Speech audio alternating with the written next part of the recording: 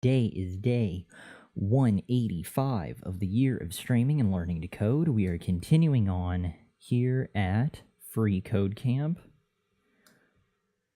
Let's see, which lesson did we leave off on? We left off on create a set of checkboxes. Okay, so we had already completed this one. We had added said checkboxes to our app. And what exactly did they ask us to do? Add to your form a set of 3 checkboxes. Each checkbox should be nested within its own label element. All 3 should share the name attribute of personality, which they have.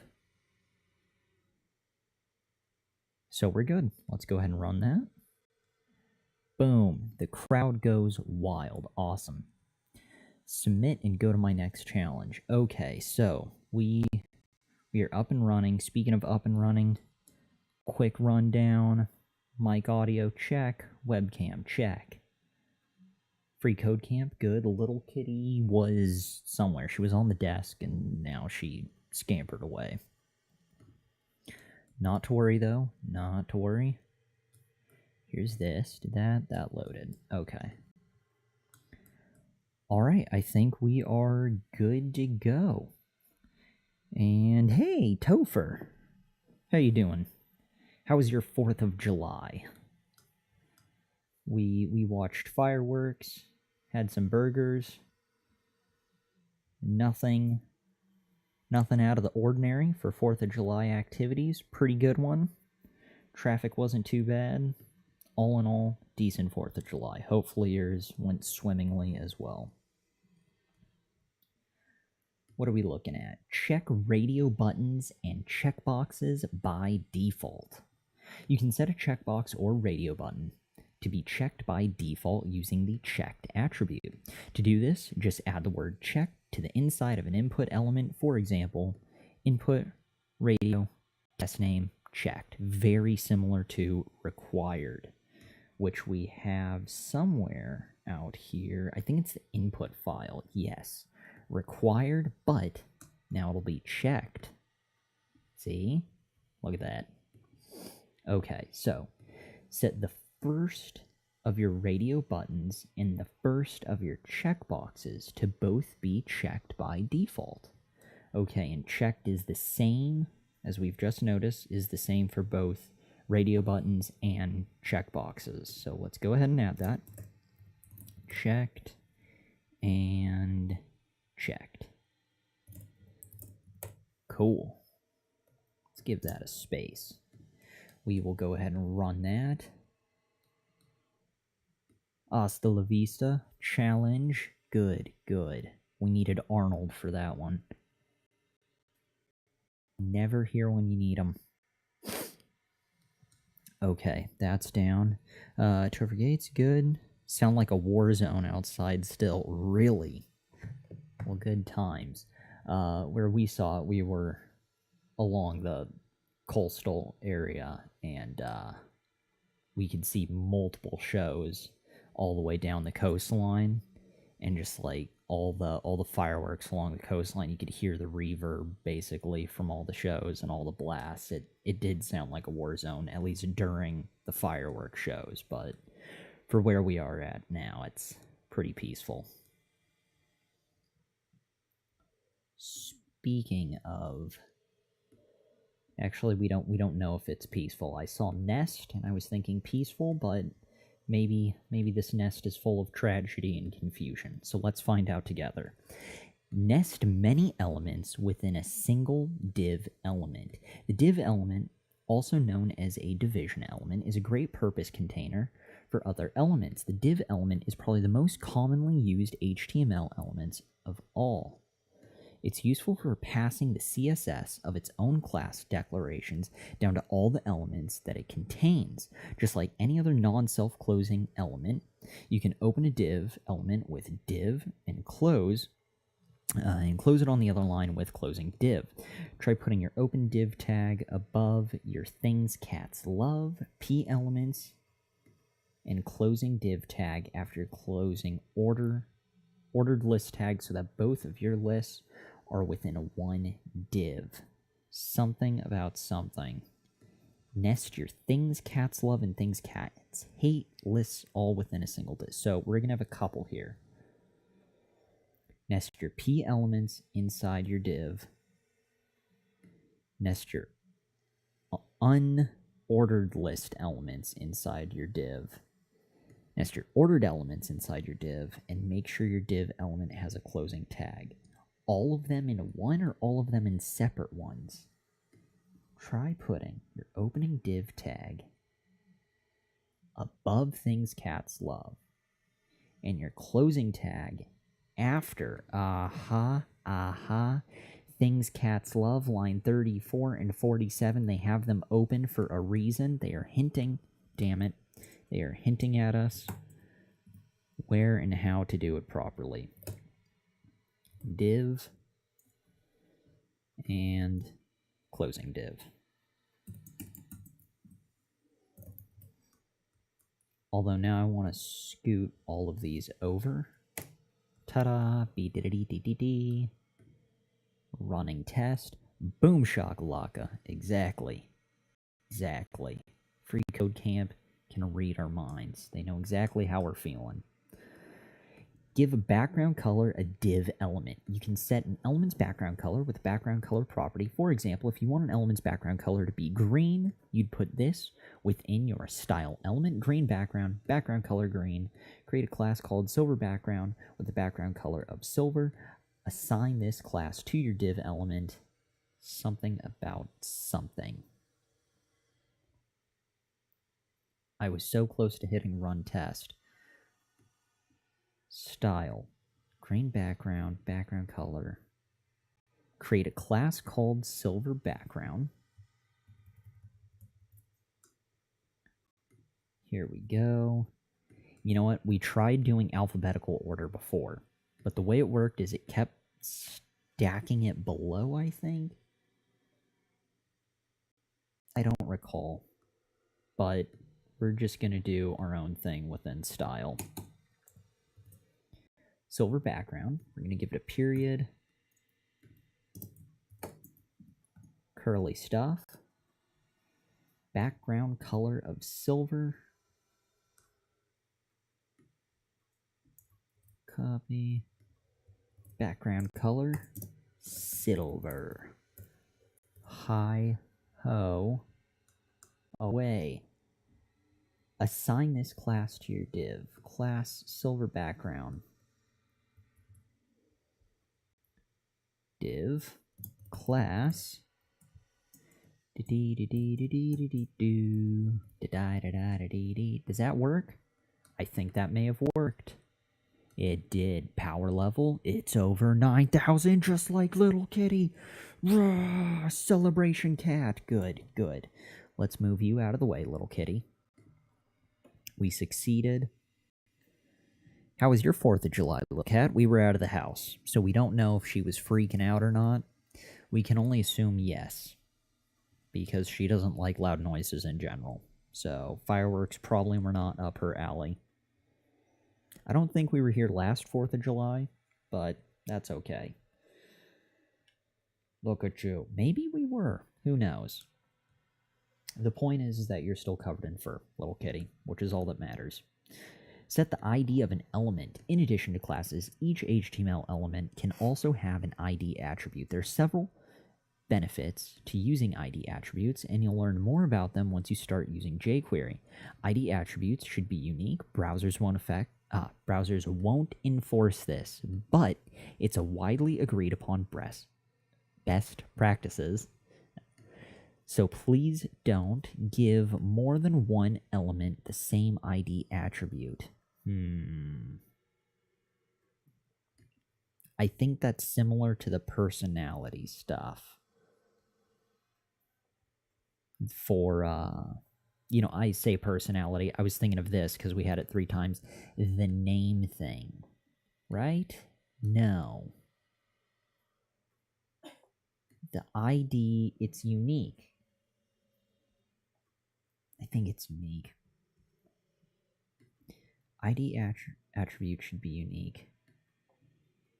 I forget where... You know what? It was this. It was, instead of class equals blah, blah, blah, it was ID equals blah, blah, blah. Here we go. See? I was jumping ahead, but I didn't read. That's what's going on. Here's an example of how to give your H2 element the ID of the cat photo app. H2 ID cat photo app. Give your form element the ID cat photo form. We're gifting our cat photo something. Raise your hand if you see a cat photo. This guy, H2. Do we have to...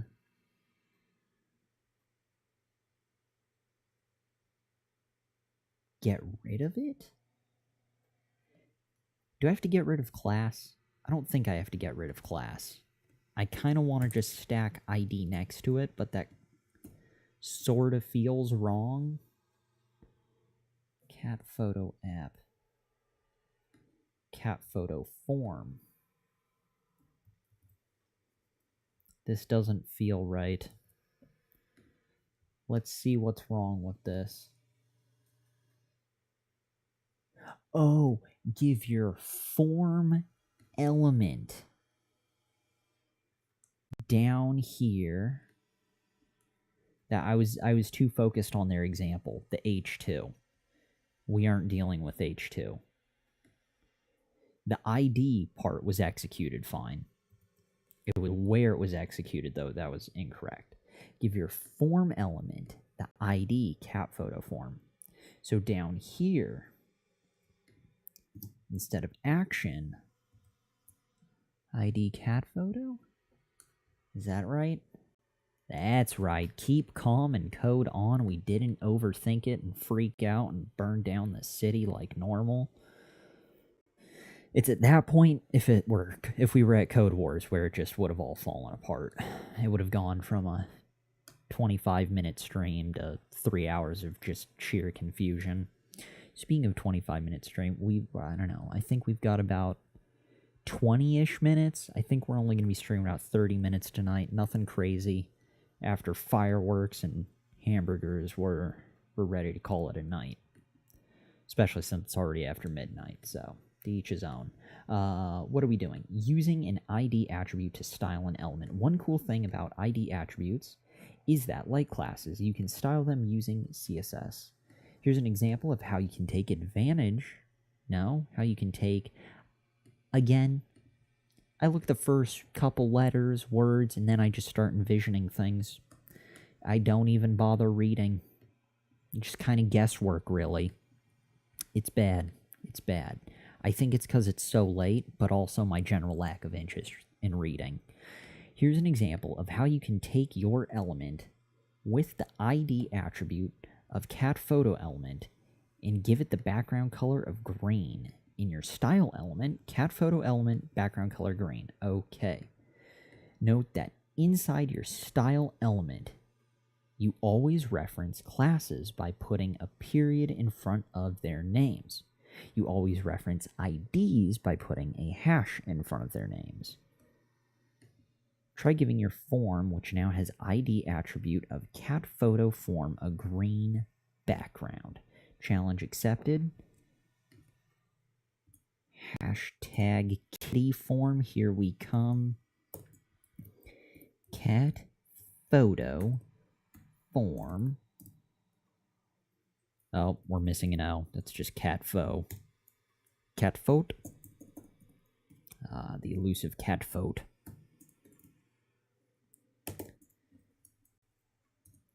Okay, so what are we now looking for? Background color. Background color, like so. You know what? Could have totally taken this background color. We're going to actually take all of that. Background color and green. Look at that. Silver background and green background and circle kittens. This app is slowly coming together. We are getting there. Legend, wait for it, dairy. Exactly. You know, this green check mark, you should be able to click that. Just like this, submit and go to my next challenge, this green check mark should be clickable. That would make me feel so much better. Adjusting for the padding of an element. Now let's put our cat photo app away for a little while and learn more about styling HTML. You may have already noticed this, but all HTML elements are essentially little rectangles. Three important properties control the space that surrounds each HTML element: padding, margin, and border. An element's padding controls the amount of space between the elements and its borders. Here we can see that the green boxes and red boxes are nested within the yellow box. Note that the red box has more padding than the green box. When you increase the green box's padding, it will increase the distance between the text padding and the border around it. Change the padding of your green box to match that of your red box. Okay, we are matching boxes. Your green box class should give elements 20 pixels of padding. Something about a green box. Green box, 20 pixels. Red box has 20. Green box has 10. This is being upgraded to 20. Ta-da! Dee-dee-dee-dee-dee-dee. Shocking. It worked. It's good. Happy times. By the power of Grayskull. Exactly. Or in our case, Grayskull. It doesn't work that way. But another thing that should. Adjust the margin of an element. An element's margin controls the amount of space between an element's border and surrounding elements. Here we can see the green box and red boxes are nested within the yellow box. Note that the red box has more margin than the green box, making it appear smaller. Margin? What the do? Oh. Interesting. So,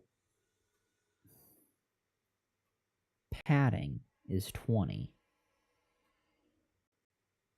But the margin is 20. So what did we change last time? We changed padding, so let's change this to 10. Oh, it's the padding up top. It's below, above and below. So if we make it 5 versus 50, it's the height. That's the padding. Vertical. So let's set that at 20 versus margin is... What are we setting it to? 20? Margin. It's the yellow area. So we're not actually affecting the green. We're affecting the yellow. Is that right? When you increase the green box's margin, it will increase the distance between its border, the edge of padding, and where it increases or where it touches the surrounding elements. Okay, good to know. We've come to terms with that. We've grasped the concept, and we march forward. Flawless victory. But it's a survivable victory. There was a little bit of confusion. Flawless is... It's a couple notches above what we just witnessed. Okay, so add a negative margin to an element. An element's margin controls the amount of space between an element's border and surrounding elements. If you set an element's margin to a negative value, the element will grow larger. Try to set the margin to a negative value like the one for the red box. Change the margin of the green box to negative 15 pixels so it fills the entire horizontal width of the yellow box around it. Good, good, good. Negative 15, here we come. Actually, let's just jump straight into negative 20. Ta-da! Dee-dee-dee-dee-dee-dee. It's consumed it. Look at that. Dee-dee-dee-dee-dee-dee-dee. And 10. Look at us. We can change all of these because we can. And 5. What about 0? Does it change with a negative? I wouldn't think it would, nor would I want it to. Look at that. This is so fascinating. We can just manipulate all this stuff. Creator of worlds or apps. Either one. -15. Moving onwards, I know. Shiny colors. Had to stop to play with them. Wow. Bodacious. That's probably not the word I would have used to describe this, but it certainly gets the same point across, I suppose. Add a different padding to each side of an element. Sometimes you want to customize an element so that it has different padding on each of its sides. CSS will allow you to control the padding of an element on all 4 sides with padding top, padding right, bottom, and left properties. Give the green box a padding of 40 pixels on its top and left side, but only 20 pixels on its bottom and right. Green box, top and left and bottom and top and things. Green, padding top and bottom. I know copying and pasting is the enemy, but it's a lot of the same, so we're just going to leave that. Top and... is that everything they wanted? Green box, 40 pixels. Top and left. Well, now I feel bad that I copied it. Son of a... I'll retype the bottom 2, okay? Death. Hate this. Padding. This is like doing homework via the honor system. This blows. Bottom. Stupid self-goals wanting to learn how to code and doing it properly. Yeah. So my code will be sucky. I can live with that. Padding. Lower, bottom, left. It's left. That's what's missing. Left. 40 pixels.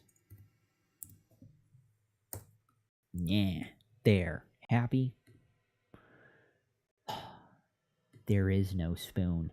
I agree. We have that for our schedule, because there is no schedule. And if there is, it's, you know, extremely flexible. Okay. There's that. Add different margins to each side of an element. So, same song and dance, but this time, margin stuff. This time I'm also going to copy the top section, because I can. We'll do the bottom 2, margin, bottom, or back to the can't believe it's not butter issue we were faced with at Code Academy. Margin left. Okay, and that's 40. We've got colon and 40 pixels and a healthy semicolon to boot. We're running. We knew you could do it. Thank God. Okay. Onwards, damn it. Onwards. 45. We've gone through 10 already.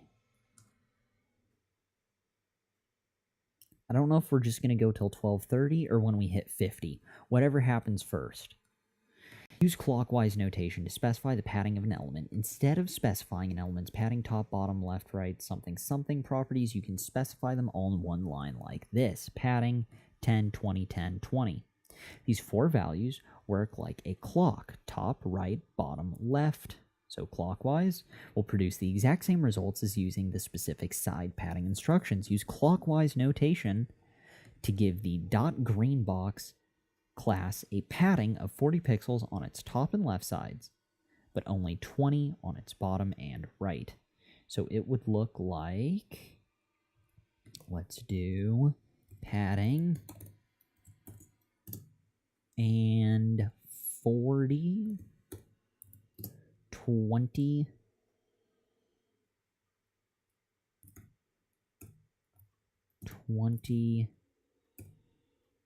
and 40, I think. Wow, two of the same one back to back. We knew you could do it. They're getting lazy. They're starting to just send out the same thing like Sanity, right? Last night. A lot of copy and paste. Not in the good way. Not the good kind of copy and paste to save time. The unoriginal, non-creative kind. Using clockwise notation to specify the margin of an element. Let's try this again, but with the margin this time. Okay, same song and dance, margin-y stuff. What are they looking for? Yay, margin, top, left, right, 10, blah, blah, blah, 4 values. Use clockwise notation, give the element, green box, margin, 40 pixels, top and left, bottom, blah, blah, blah. We know what to do. Padding. Colon 40. 20 pixels, 20 pixels, and 40 again. Everyone's happy. Balance to the universe has been restored. Oh god, no it hasn't. The universe is pissed. Green box. Margin, not padding. My bad. Typical lazy son of a... Not reading instructions. Lack of comprehension. God damn. Margin. That's not margin, that's magrin. Whatever that is. There we go. Look at that. Let's run this. Beautiful. Storm that castle. Sure. Why not? When in Rome, right? Style the HTML body element. Now let's start fresh, talk about CSS inheritance. Every HTML page has a body element. We can prove that body element exists here by giving it a background color of black. We can do this by adding the following to our style element. Body background color black. What are we doing? Let's start fresh and talk about CSS inheritance. Oh, inheritance. Every HTML page has a body element. We can prove that body element exists here by giving it a black background. Yeah, okay, we can do that by adding this. Cool. Give your... Oh, they want that inside style? We're actually going with their example. Cool. Body. Ask and you shall receive something about background color. The da da dee da dee da dee dee. Oh god. Black. Dun dun dun dun. Dum dum dum dum. Dum dum dum dum dum dum. Let's make it red. And green. Cool. What about white? Does it actually change? No. Blue. Purple.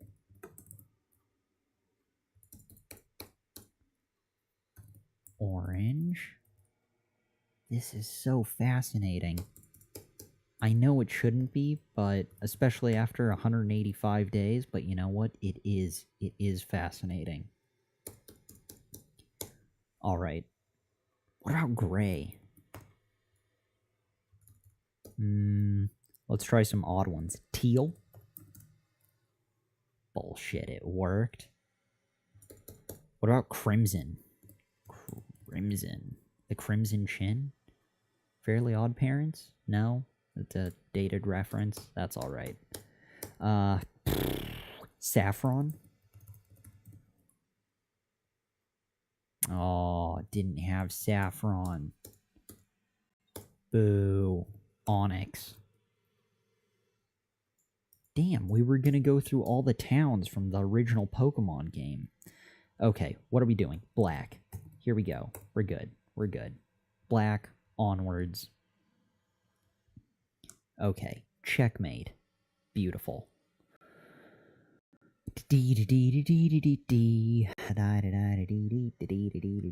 Inherit styles from the body element. Now we've proven that every HTML page has a body element, and that its body element can also be styled with CSS. Remember that you can style your body element just like any other HTML element, and all of your other elements will inherit from your body element style.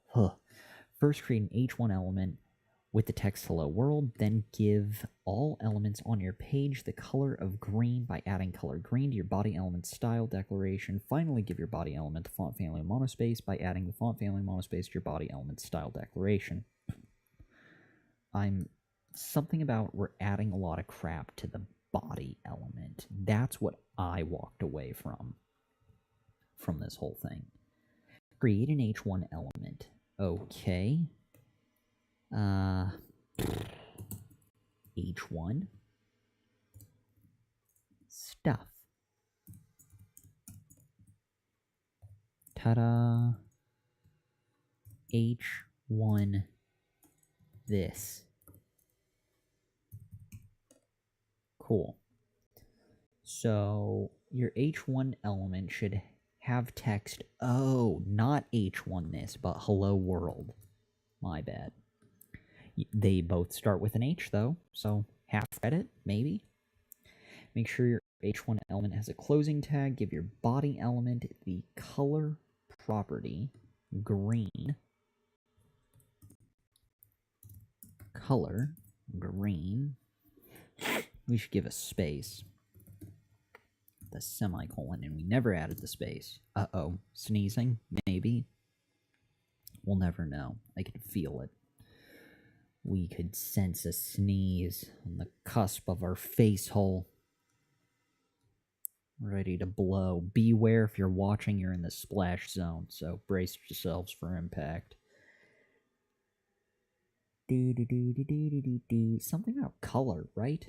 Give your body element the font family of monospace. Gonna steal it. Don't even care. Not typing all those little letters. Just have each one of them mock me. Yeah, monospace this. Okay, so there's that. Your H1 element should inherit from the monospace font. Yeah, which it did. And your H1 element should inherit the color, which it also did. So run the test. Sonic boom.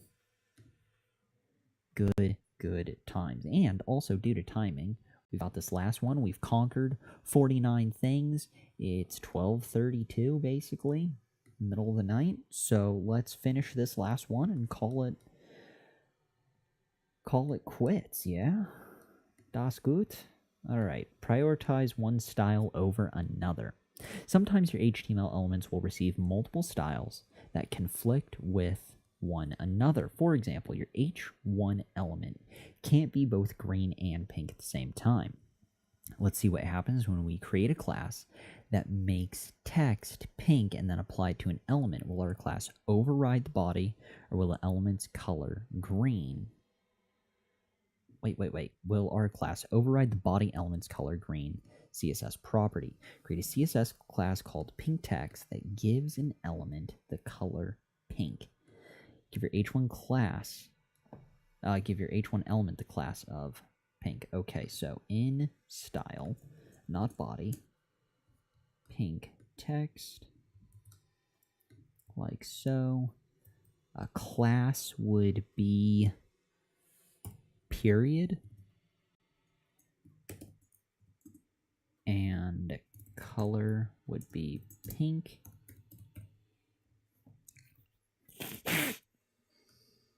And this would be class equals pink text. Pink text. Aha. So classes override style, general style, inheritance. Classes override general inheritance, I guess, is the way to word that realization. Let's go ahead and run that. Oh no, they're super pissed. Your style should have a pink text CSS class with its color set to pink. Am I missing something?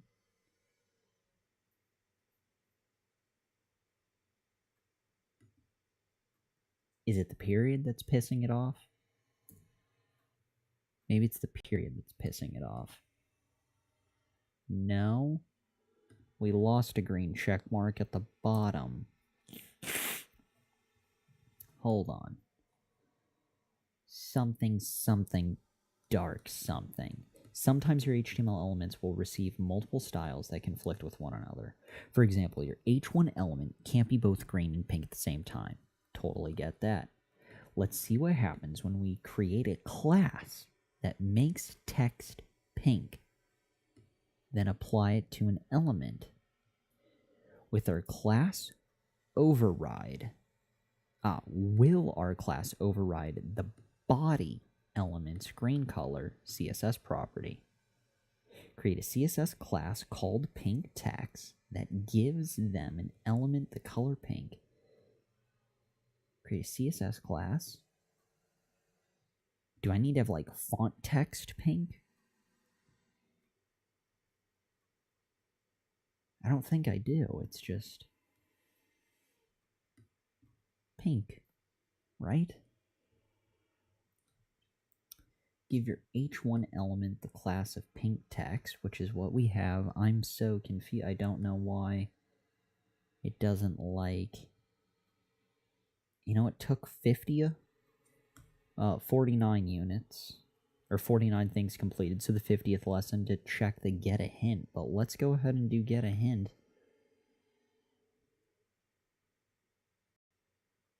Because that's just all kinds of weird. Oh, did I forget a semicolon? Fuckers. Oh, rookie mistake, Steven. You forgot the semicolon. Typical. At least that's all it was. But you know what? Without it, it doesn't work. So, damn it all. Alright, that's the way it's done. Beautiful. Submit.